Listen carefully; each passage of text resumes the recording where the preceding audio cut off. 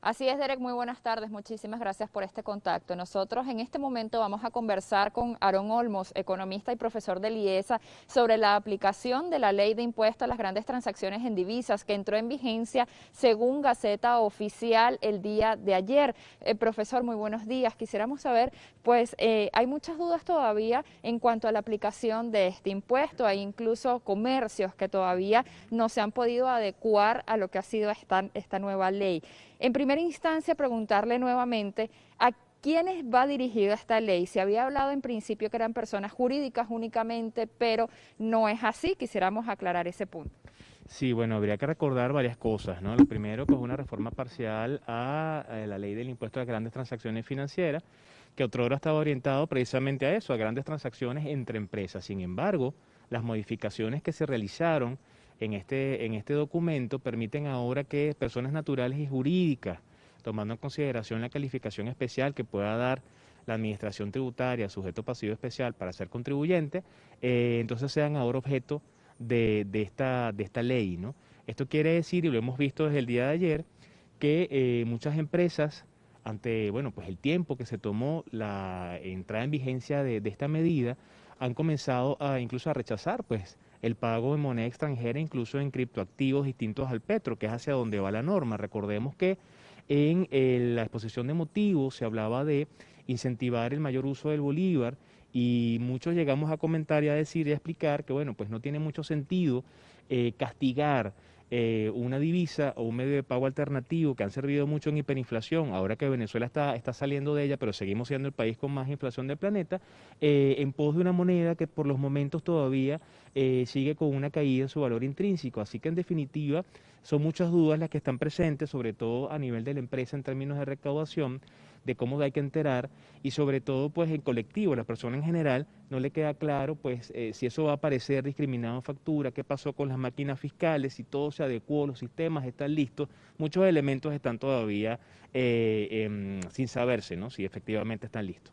En el caso del impuesto, del valor del impuesto, iba a variar entre el 2 y el 20%, pero ¿cuál es la característica que va a privar para que se determine el monto por cada transacción? ¿Quién decide en ese caso el valor de ese impuesto, si depende del comercio o hay alguna regla en específico que vaya a determinar ese valor justamente? Bueno, si bien hay un límite inferior y superior, en valores porcentuales para establecer la alícuota pues de este impuesto, la autoridad monetaria informó pues que las operaciones en moneda extranjera, en criptoactivos, iban a tener una alícuota de un 3%.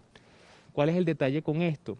Si tenemos muchos eslabones en la cadena productiva y este impuesto en divisas o en criptoactivos aparece varias veces en esos eslabones de la cadena, necesariamente eso se va a trasladar vía precio al consumidor final, encareciendo de hecho la actividad económica, ¿no? Entonces, bueno, la alícuota está fijada en un 3%. Sin embargo, todavía pesan sobre la medida pues algunos elementos propios que no quedan necesariamente claros, ¿no? Bien, muchísimas gracias, Derek. Esta información y las declaraciones del profesor Aarón Olmos serán ampliadas en las próximas emisiones de Noticias TVB y por lo pronto vamos a devolver el contacto contigo al estudio. Ahorita como negocio no tenemos ningún tipo de información como tal.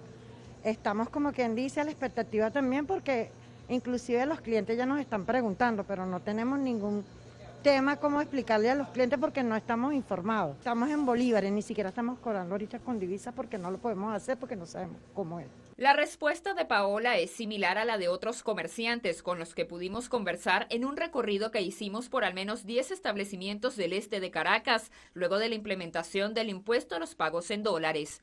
Solicitan orientación por parte de las autoridades competentes para continuar sus operaciones. En realidad el conocimiento que manejamos es muy poco, muy escaso, más allá de lo que he podido medio rajuñar en las redes sociales. Los transeúntes también aseguraron desconocer cómo será la puesta en funcionamiento de esta ley. No tengo idea de eso. Realmente no lo conozco a profundidad, no sé cómo va a ser eso. La Gaceta Oficial número 6687, publicada el pasado 25 de febrero, establece que los pagos en dólares o criptomonedas realizados por personas naturales o jurídicas que se efectúen dentro del sistema bancario nacional tendrán una alícuota entre 2 y 8%. mientras que las transacciones en efectivo con moneda extranjera refleja una variación entre 2 y 20%, y para los contribuyentes que realicen estas operaciones en metálico el porcentaje es de 3%. El economista Aaron Olmos sostiene que estas cifras se trasladarán al consumidor final. Todavía se sigue persistiendo en la idea de que bueno, las operaciones pasan dentro del sistema financiero cuando ocurren realmente fuera.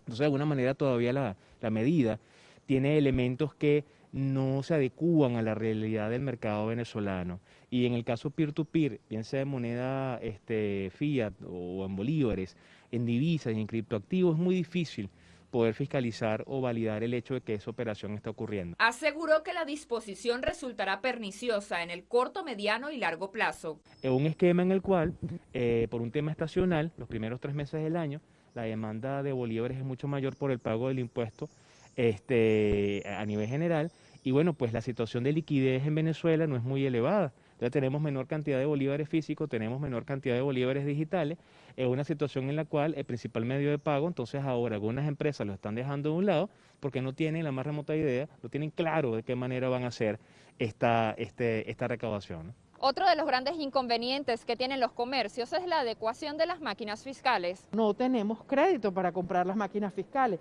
hay que comprarlas de contado.